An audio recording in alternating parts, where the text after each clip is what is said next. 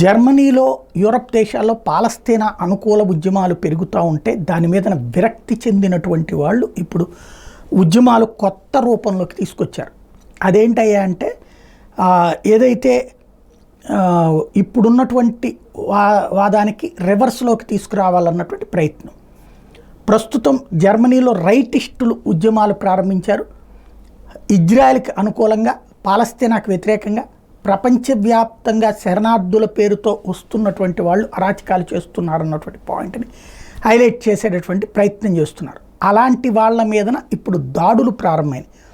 తాజాగా చూస్తే కీలకమైనటువంటి అంశం ఏదైతే ఇంటీరియర్ మినిస్టర్ నాన్సీ ఫీజర్ రైజ్ చేసినటువంటి ఒక కీలకమైనటువంటి అంశం ఏంటంటే, తాజాగా ఈ రైటిస్టుల మీదన ఉద్యమం మీదన లెఫ్టిస్టా లేకపోతే ఏదైతే ఈ పాలస్తీనా అనుకూలవాదులు చేసినటువంటి దాడిలో 6 తీవ్రంగా గాయపడ్డారు.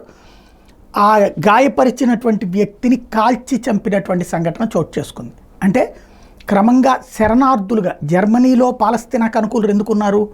పాలస్తీనా నుంచి వలసలు వచ్చినటువంటి వాళ్ళు, లేదంటే గనక బంగ్లాదేశ్ నుంచి, ఆఫ్ఘనిస్తాన్ నుంచి వలసలు వచ్చినటువంటి వాళ్ళు, అట్లాంటి వాళ్ళందరూ ఇప్పుడు పాలస్తీనాకు మద్దతుగా ఉద్యమిస్తున్నటువంటి జరిగిన వ్యవహారం.